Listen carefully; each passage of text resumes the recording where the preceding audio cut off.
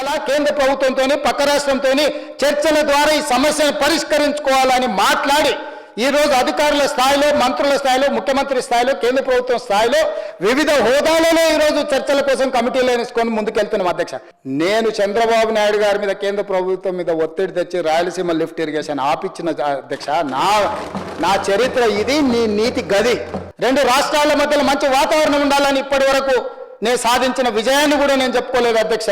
సూటిగా చంద్రబాబు నాయుడు గారికి విజ్ఞప్తి చేసిన నేను, రాయలసీమ లిఫ్ట్ ఇరిగేషన్ మీరు ఆపితే మేము ఏదైనా విషయాల మీద చర్చకు వస్తాము, లేకపోతే మీతో చర్చించడానికి అవకాశం లేదు.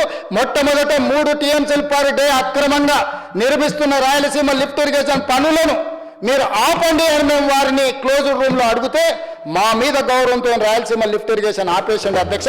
మీరు ఈరోజు నిజ నిర్ధారణ కమిటీని సభ నుంచి పంపించండి.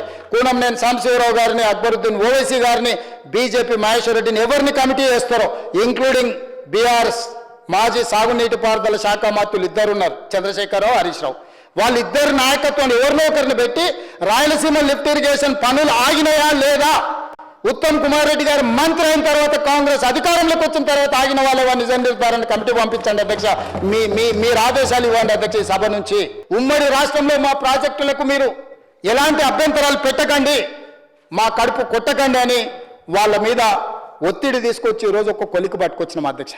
ఒకవేళ మీరు పాలమూరు రంగారెడ్డి ఎత్తిపోతలు శ్రీశైలంలో కట్టేది కొత్త ప్రాజెక్ట్ అని అభ్యంతరం పెడితే మేము తక్షణమే పాత ప్రాజెక్ట్ అయిన జూరాల నుంచి పర్ డే 2 టీఎంసీలకు 70 టీఎంసీలు జూరాల నుంచి వచ్చిన ఎంబడే పట్టుకొని జూరాల నుంచి చక్కగా పాలమూరు రంగారెడ్డి నల్గొండకు తరలిస్తాము. అప్పుడు ఎవరడ్డం వస్తారో చూస్తామని ఆంధ్రప్రదేశ్కు చెప్పిన చరిత్ర, నిటారుగా నిలబడి వాళ్ళకి చెప్పిన చరిత్ర మాది అధ్యక్ష. ఆయన నాయకత్వంలో పనిచేసిన నేను ఆ నాయకత్వాన్ని కాదు, ఆ పార్టీనే కాదని వదులుకొని తెలంగాణ ప్రజల కోసం కాంగ్రెస్ పార్టీలో చేరి తెలంగాణ ప్రజల్ని మెప్పించి ఒప్పించి తెలంగాణ రాష్ట్రానికి ముఖ్యమంత్రి అయిన నేను తెలంగాణ 4 కోట్ల ప్రజలకు ద్రోహం చేస్తున్నా అధ్యక్ష. మొట్టమొదట నాకు తెలంగాణ నా ప్రాంతం తర్వాత పార్టీ తర్వాత నాయకుడు. నా ప్రాంతం కోసం నేను ఎదిగిన పార్టీని ఏ నాయకత్వం కింద పనిచేసినా వదులుకొని ఈరోజు తెలంగాణలో మళ్ళీ కింది నుంచి ఇక్కడికి వచ్చిన అధ్యక్ష. చచ్చిన తెలంగాణ కోసం చేస్తాం, పోరాడిన తెలంగాణ కోసం పోరాడతాం, ఈ మట్టిలోనే కలుస్తాం, ఈ ప్రజల కోసమే పని చేస్తాం. ఇది మా అందరి కమిట్మెంట్ అధ్యక్ష, నా ఒక్కరిది కాదు. వీళ్ళందరికీ నాయకుడిగా మాకు ఏమైనా ఉండొచ్చు, భిన్న అభిప్రాయాలు ఉండొచ్చు మా అందరికీ.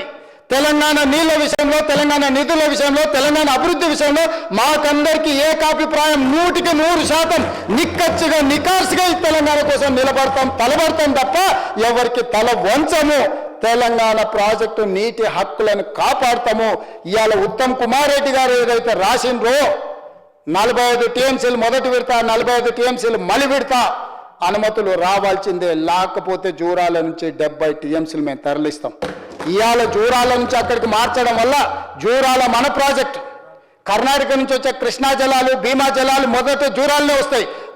వచ్చినట్టే ఇటే తెచ్చుకుంటే ఎవరు వస్తారో చూస్తా.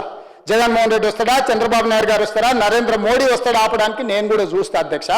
ఇవాళ శ్రీశైలంకు తరలించినందుకే అంతర్రాష్ట్ర ప్రాజెక్ట్ అవడం వల్ల ఈరోజు వాళ్ళు అభ్యంతరం పెట్టడం వల్ల జూరాలలో మనం పనులు చేసుకోలేని పరిస్థితి వచ్చింది అధ్యక్ష.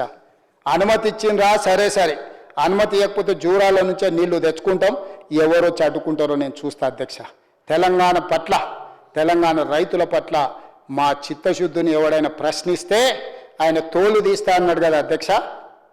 తోలు తీయడమే కాదు, నాలుక కోస్తాం అధ్యక్ష.